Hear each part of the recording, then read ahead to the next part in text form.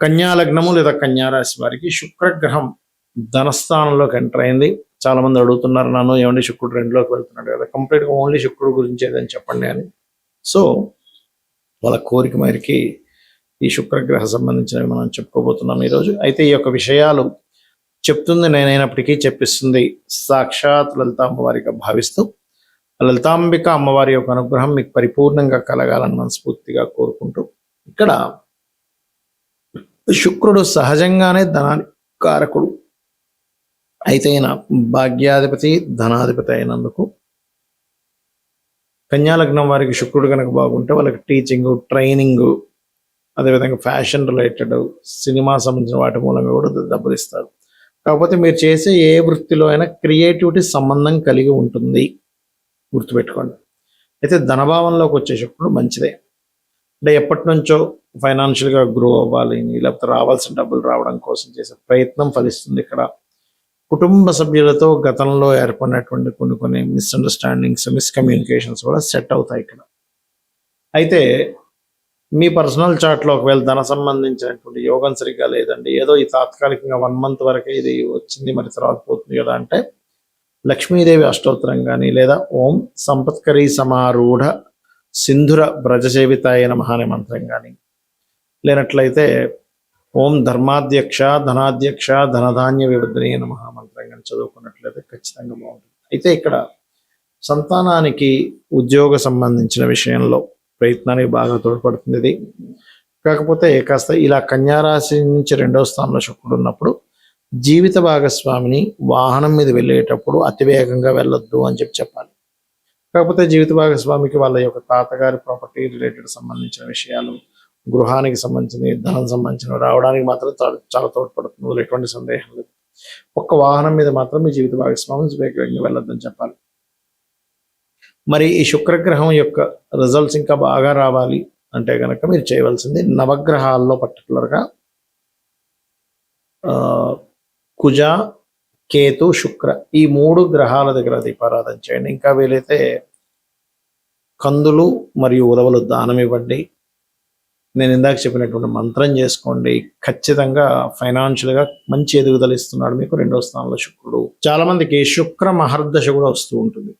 అందులో ఓ 50% పీపుల్కి శుక్ర మహర్దశ అద్భుతంగా యోగించి బాగా డబ్బులు వస్తూ ఉంటాయి, లగ్జరీ కార్లు, బంగ్లాలు అన్నీ వస్తూ ఉంటాయి. మిగతా 50% వాళ్ళకి ఏంటంటే ఏమీ కలగకుండా ఇంకా నష్టపోతూ ఉంటారు. అర్థం కాని విషయం, ఇంతకీ జాతకాలు పనిచేస్తాయా పనిచేయట్లేదా అనేటువంటిది అర్థం కాదు. నేను మీకు ఇక్కడ ఒక ఉదాహరణ చెప్తాను. శుక్రుడిని కాసేపు మీరు ఒక వాహనంగా భావించండి. అంటే మీ దగ్గర ఒక వాహనం ఉంది. శుక్రుడు వాహనానికి కారకుడు కూడా. శుక్రుడు వాహనానికి, జీవిత భాగస్వామికి, వివాహానికి, లగ్జరీస్కి, ధనానికి, అందానికి, కళలకి కూడా కారకుడు శుక్రుడు. అయితే వాహనం ఉంది, కానీ ఆ వాహనం అంత కండిషన్లో లేకుండా ఎప్పుడు పడితే ఎప్పుడు పడితే అప్పుడు, ఎక్కడ పడితే అక్కడ ఆగిపోయే స్థితిలో కారు ఉందనుకుందాం మన దగ్గర.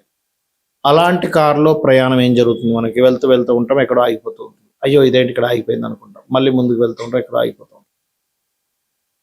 అలా కాకుండా అదే వాహనం కనుక మీకు మంచి వాహనం అనుకోండి, అంటే మంచి కండిషన్లో ఉంది, అన్ని పర్ఫెక్ట్గా ఉన్నాయి, ఆ యొక్క ప్రయాణం బ్రహ్మాండంగా సాగుతుంది. అదేవిధంగా మీకు శుక్ర మహర్దశ యోగించడానికి గల కారణాలు, దీనికి పరిహారం కూడా చెప్తా. యోగించట్లేదండి, చాలామంది శుక్రదశ వచ్చింది కానీ యోగించట్లేదు అంటూ ఉంటారు. దానికి ముఖ్య కారణం మీ లగ్నానికి మొట్టమొదటిగా శుక్రుడు యోగకారకుడా కాదా చూసుకోండి. సమ్ టైమ్స్ అవయోగకారకుడు కూడా యోగాన్ని ఇస్తాడు. దానికి ధనయోగాలు, లేకపోతే ఈ యోగాలు పట్టినప్పుడు, అంటే గృహయోగాలు, ధనయోగాలు, వివాహ యోగాలు పట్టినప్పుడు కూడా యోగిస్తాడు. కానీ ఒక్కొక్కసారి యోగకారకుడు అయి కూడా యోగించడు. దీనికి కారణాలు ఏమిటి? అవయోగకారకుడు యోగించడానికి, యోగకారకుడు అయి కూడా యోగించకపోవడానికి గల ముఖ్యమైన కారణం ఏమిటి అంటే ఇక్కడ దాని కండిషన్ పాడవడమే. ముఖ్యంగా శుక్రుడు కేతుతో కానీ, పాపకత్తెరలో కానీ, రవితో కానీ కంబస్ట్ అయినప్పుడు యోగించలేడు. అంటే రవికి చాలా క్లోజ్ కంజంక్షన్లో ఉన్నాడు, 8 degrees లోపల ఉన్నాడు. ఆల్మోస్ట్గా మనకి రవి, శుక్రుడు, బుధుడు ఈ ముగ్గురు కూడా మీరు గమనించండి, ఎవరి జాతక చక్రంలో అయినా 1-2 రాసులు మించి వాళ్ళు దాటెళ్ళారు. రవి నుంచి క్లోజ్లోనే ఉంటారు ఎప్పుడు కూడా. రవితో కలిసి ఉండడం, రవితో పక్క రాశిలో ఉండడం, లేకపోతే ఇంకొంచెం ముందు రాశిలో ఉండడం, లేకపోతే వెనక రాశిలో ఉండడం, ఇంతకు మించి రవిని వదిలి 2 రాసులు దాటి ఉండరు వీళ్ళు. బుద్ధి మరియు ధనము. అందుకే చూడండి, రవి అంటే రాజు. రాజు దగ్గర ఎప్పుడు ఏంటి, వర్తక సంబంధించినటువంటి ఉంటాయి, ఫైనాన్స్ రిలేటెడ్ సంబంధించి ఉంటుంది, అంతా ఉంటుంది అనమాట. అలా ఈ శుక్రుడు కనుక కంబస్ట్లో ఉన్న అప్పుడు, అంటే రవికి చాలా క్లోజ్ కంజంక్షన్స్లో ఉన్నారు, అప్పుడు మీరు చేసుకోవాల్సిన రెమెడీ సూర్యుడికి ఎక్కువగా ఆరాధన చేయాలి. అంటే ఒక వ్యక్తిని, ఒక ఏనుగుని ఒక చైన్తో కట్టేసాం అనుకోండి, ఇప్పుడు ఆ ఏనుగు కదలలేకపోతుంది. ఆ చైన్ని కట్ చేస్తే ఆ ఏనుగు ముందుకు వెళ్తుంది. అలాగే ఇక్కడ ఏంటంటే శుక్రుడు యోగాన్ని ఇవ్వాలి, కానీ శుక్రుడు కంబస్ట్లో ఉన్నాడు అనే విషయాన్ని మీరు గుర్తించాలి. అప్పుడు అది ముందుకు కలుగుతుంది. అంటే దాని ప్రభావం అనేటువంటిది మీకు పాజిటివ్గా వస్తుంది. లేకపోతే అన్ని ఇరుక్కుపోయినట్టుగా ఉంటాయి. డబ్బులు ఉన్నాయి, చాలామంది నేను చూశాను శుక్ర మహర్దశల్లో శుక్రుడు పాడైతే ఏమండి మాకు చాలా పెద్ద బంగ్లా ఉందండి కానీ కోర్టు కేసులో ఉందంటారు. బాగా డబ్బులు రావాలి సార్, ఇరుక్కుపోయి ఉన్నాయి, పెద్ద కాంట్రాక్ట్ చేసాం, కొన్ని కోట్ల రూపాయలు రావాలి, గవర్నమెంట్ కాంట్రాక్ట్, అది ఇరుక్కుపోయాం. ఎందుకంటే గవర్నమెంట్ కారకుడు రవి కాబట్టి. అదే రకంగా ఈ సూర్యుడు, తండ్రి, ఈ గవర్నమెంట్ రిలేటెడ్ సంబంధించినవన్నీ వాటి ద్వారానే ఇరుక్కుపోతూ ఉంటారు. అంటే దీని అర్థం ఏమిటంటే శుక్ర మహర్దశలో శుక్రుడు కనుక రవితో ఉన్నట్లయితే మీరు ప్రభుత్వ సంబంధించినవి చేసే విషయాల పట్ల చాలా కేర్గా ఉండాలి. ఇక రెండవది కేతుతో కనెక్టివిటీ ఉన్నప్పుడు కూడా శుక్రుడు పెద్దగా యోగించాడు. ఎందుకంటే శుక్రుడు portfolios is different, Ketu portfolios difference. Ketu జ్ఞానము, అదేవిధంగా స్పిరిచువల్ రిలేటెడ్, దేన్ని కూడా పట్టించుకోనటువంటి స్థితి, వైరాగ్య స్థితి, అదేవిధంగా ఒక రకమైనటువంటి విముఖత కలిగించేటువంటి తత్వం కేతువుది. శుక్రుడు ఏంటంటే సుఖాలు, భోగాలు, వాహనాలు, ధనము, ఇవి ఈ రెండు డిఫరెంట్ ఎనర్జీస్ కాబట్టి ఈ రెండు కలిసినప్పుడు కూడా దీని యొక్క శుక్రుడి యొక్క పూర్తి స్థాయి ఫలితాలు రావన్నమాట. అప్పుడు మనం కేతుగ్రహానికి సంబంధించిన దానాలు ఇవ్వడం, అంటే ఉలవల దానంగా ఇవ్వడం, గణపతి ఆలయాలకు వెళ్ళడం, కేతుగ్రహం దగ్గర దీపారాధన చేయడం, వీలైతే కేతుగ్రహానికి జపం చేసుకోవడం చేయాలి. అదేవిధంగా రవికి కూడా జపం చేసుకోవచ్చు. మరికొన్నిసార్లు పాపకత్తెర మధ్యలో పడుతుంది, అంటే 2 గ్రహాలు పాపగ్రహాలు ఉండి దాని మధ్యలో ఉంటే కూడా ఇబ్బంది. అంటే కుజుడు కేతువు, లేనట్లయితే కేతువు శని. అయితే ఇక్కడ శుక్రుడికి ప్రొసీడింగ్ హౌసెస్లో శని ఉంటే ఏం కాదు, కానీ శుక్రుడికి ప్రొసీడింగ్ హౌస్లో కేతు ఉంటే ఇబ్బంది. శుక్ర రాసుల్లో తర్వాత రాసుల్లో వెంటనే కేతు ఉన్నా కూడా అది యోగించదు, గుర్తుపెట్టుకోండి. అదేవిధంగా మనం ఎంతసేపు శుక్రుడిని మాత్రమే కాదు, శుక్రుడి యొక్క హౌసెస్ కూడా చూడాలి. అంటే వృషభము, తులా రాసుల్లో ఏ గ్రహాలు ఉన్నాయి, ఏ మహాదశ అయినా గుర్తుపెట్టుకోండి. చాలా మందికి గురు మహర్దశ అనగానే అబ్బో అనుకుంటాం, శుక్రుడు అనుకోగానే అనుకుంటాం, బుధుడు అనుకోగానే అనుకుంటాం. కానీ ఇక్కడ శుభగ్రహ దశలు వచ్చినా కూడా, పాపగ్రహ దశలు వచ్చినా కూడా ఆ గ్రహ రాసుల్లో ఆ యొక్క రాసుల్లో ఏ గ్రహాలు ఉన్నాయి అనేటువంటిది చూడాలి. ఆ రకంగా మీరు ఎప్పుడైతే ఆ యొక్క రాసుల్లో ఉండేటువంటి గ్రహాలకు సంబంధించి చూసినప్పుడు అవి బాగున్నట్లయితే, అంటే ఆ రాసుల్లో, అంటే ఉదాహరణకి శుక్రరాశులు అయినటువంటి వృషభము, తులా రాసుల్లో మీకు మంచి శుభగ్రహాలు ఉన్నాయి, బుధుడో గురువో ఉన్నారనుకోండి, అప్పుడు శుక్ర మహర్దశ ఇంకా బాగా యోగిస్తుంది. అలా కాకుండా ఏ కుజుడు కేతువు, లేకపోతే శని కేతువు, లేకపోతే ఇట్లా కాంబినేషన్స్ ఉన్నప్పుడు యోగించదు.